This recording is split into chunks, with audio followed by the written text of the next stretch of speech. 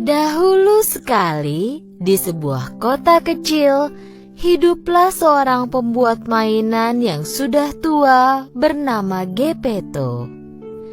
Dia menjual mainan kayu buatannya untuk bisa bertahan hidup.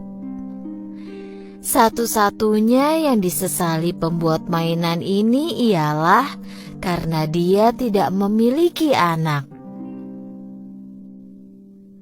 Suatu hari saat berjalan di hutan, Geppetto menemukan kayu yang tepat untuk mainan barunya.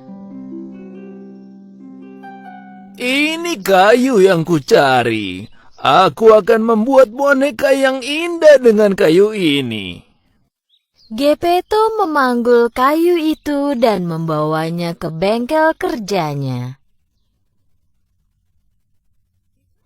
Dia menaruh kayu itu di atas meja dan mulai memahat.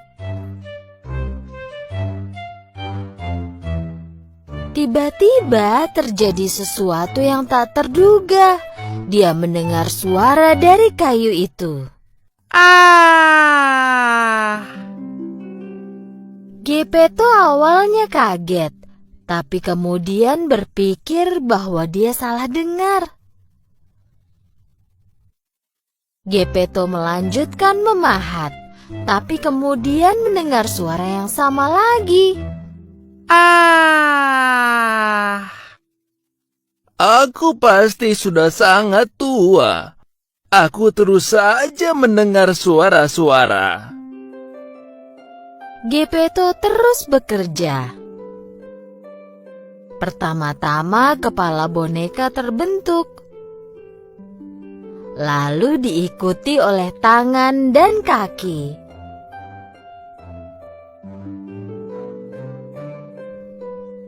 Geppetto akhirnya menyelesaikan boneka itu.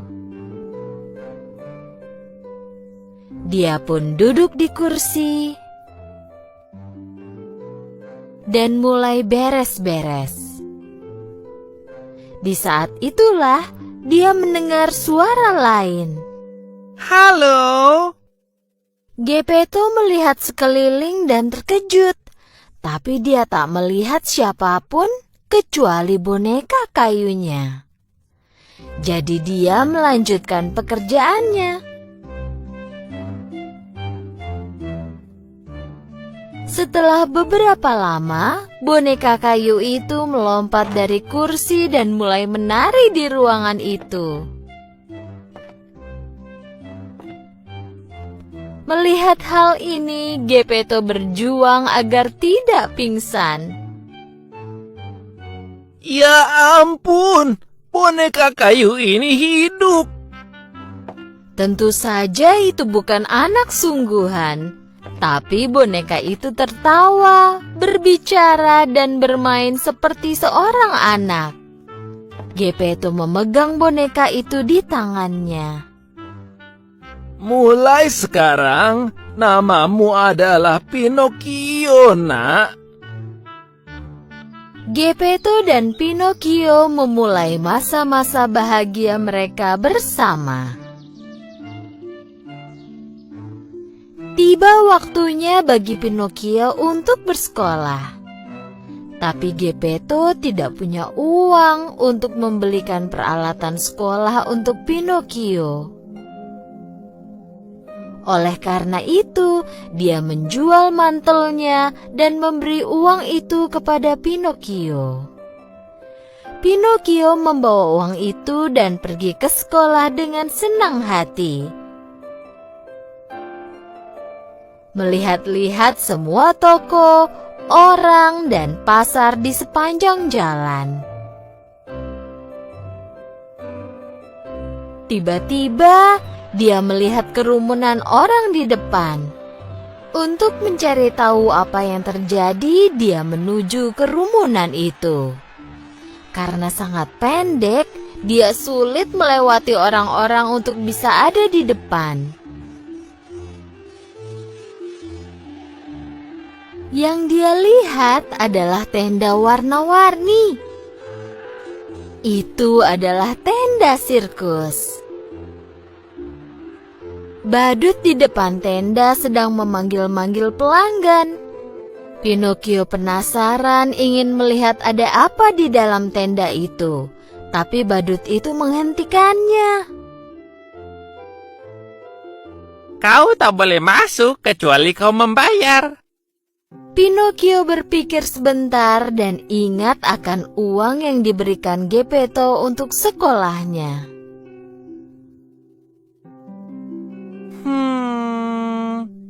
Aku punya uang. Pinocchio mengeluarkan uang dari sakunya dan memberikan kepada badut itu. Di dalam tenda itu sangat menyenangkan. Dia melihat boneka kayu dimainkan di panggung di tengah tenda. Hei, mereka juga terbuat dari kayu. Dengan melompat ke panggung, Pinocchio mulai menari bersama boneka-boneka itu. Tetapi penonton pertunjukan itu marah kepadanya. Turun dari panggung. Pemilik sirkus yang berada di atas panggung sambil memegang tali boneka sangat senang melihat boneka yang hidup. Sebuah boneka tanpa tali akan menghasilkan uang banyak untukku. Hahaha. Pikirnya. Dan setelah pertunjukannya selesai, dia menangkap Pinocchio dan mengurungnya di sangkar. Pinocchio sangat sedih karena dia tidak mematuhi perintah Geppetto untuk langsung pergi ke sekolah. Jadi dia mulai menangis.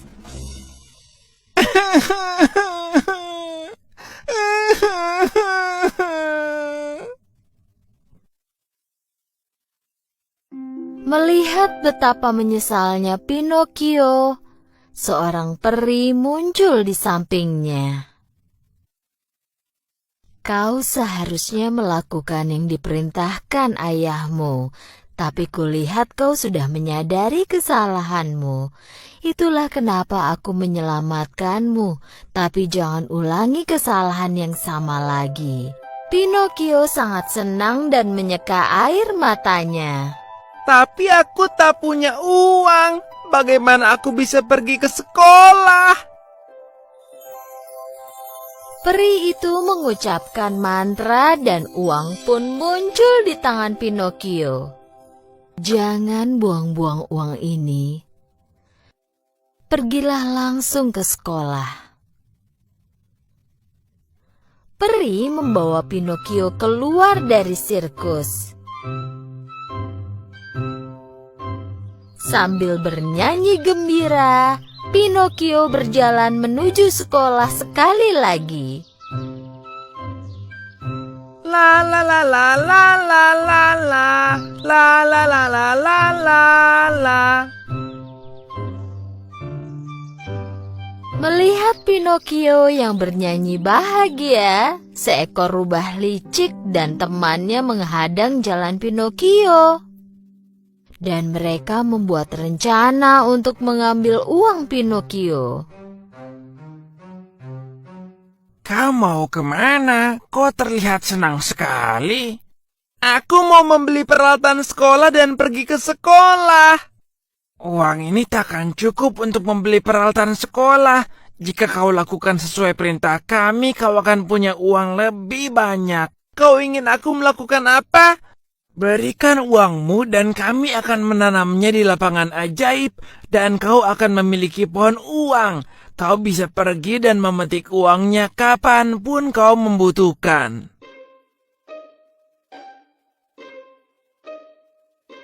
Pinocchio yang lugu percaya pada semua ucapan rubah itu dan menyerahkan semua uangnya. Sambil membawa lari uang itu, rubah dan kucing pun segera pergi. Karena ditinggal sendirian, peri muncul lagi di samping Pinocchio. Kenapa kau masih belum sampai sekolah? Apa kau sudah dapatkan peralatan tulis dengan uang yang kuberikan? Sebenarnya peri tahu bahwa Pinocchio memberikan uangnya ke rubah. Peri memperingatkan Pinocchio, "Jangan berbohong padaku, atau aku akan menghukummu." Pinocchio tidak mendengarkan peri dan tetap berbohong. Aku beli peralatan sekolahnya tapi ketinggalan. Segera setelah Pinocchio selesai berbicara, hidungnya mulai memanjang. Apa kau mengatakan yang sejujurnya? Ketika mengatakan kebohongan lainnya, hidung Pinocchio terus memanjang dan memanjang. Pada akhirnya, dia bahkan tak bisa menggerakkan kepalanya. Tapi kenapa? Apa yang terjadi? Akhirnya Pinocchio menyadari kesalahannya dan memberitahu peri semua yang dia alami. Melihat Pinocchio telah berbuat yang benar, peri mengembalikan hidungnya menjadi normal. "Aku mengampunimu karena kau mengatakan yang sebenarnya." Dengan mantra lain, peri mengembalikan uang yang diambil oleh rubah. Dan sekali lagi memperingatkan Pinocchio untuk tidak membuang uangnya lagi. Dengan memegang uang di tangannya sambil bernyanyi, Pinocchio mulai berjalan lagi. Tapi kali ini, dia menghadapi jenis bahaya lain. Pemilik sirkus yang pernah menangkapnya dahulu berdiri di hadapan Pinocchio. Karena berhasil melarikan diri, pemilik sirkus sangat dendam pada Pinocchio. Dia ingin menghukum Pinocchio. Dia menangkap Pinocchio dan melemparkannya ke laut.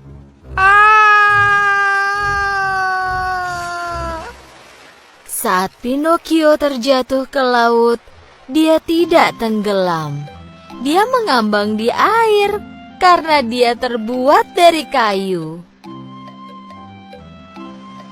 Pinocchio sangat suka mengambang dan mulai berenang dengan menggerakkan tangan dan kakinya.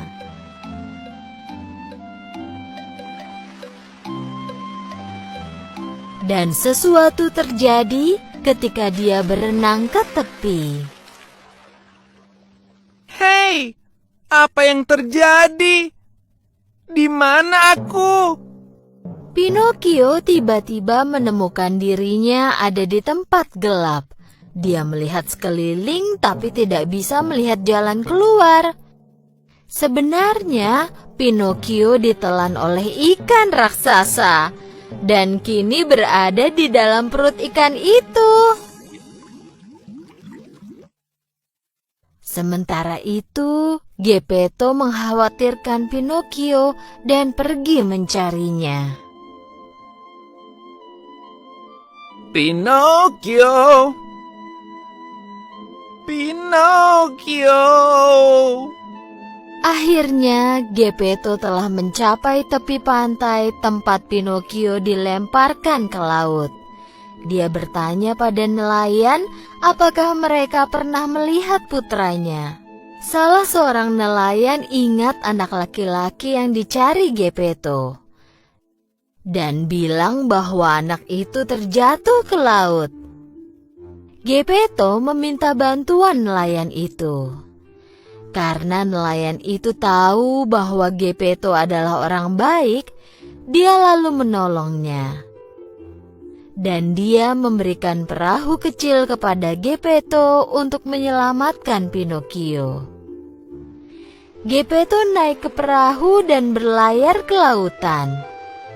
Setelah beberapa saat, tiba-tiba badai besar mulai terjadi. Perahu kecil itu tak bisa lagi menahan ombak besar sehingga hancur. Dan Geppetto mendapati dirinya berada di tengah laut. Geppetto sudah tua dan tidak tahu cara berenang. Jadi dia mulai tenggelam jauh ke dalam laut. Tepat saat itu, ikan raksasa yang telah menelan Pinocchio juga menelan Geppetto. Geppetto meluncur ke dalam kerongkongan ikan itu dan menuju ke perut ikan. Dan Geppetto mendengar suara anak kecil menangis.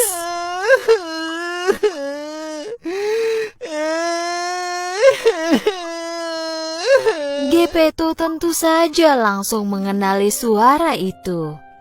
Pinocchio, anakku, aku akhirnya menemukanmu. Aku khawatir sekali. Mendengar suara ayahnya, Pinocchio memeluk Geppetto sambil menangis.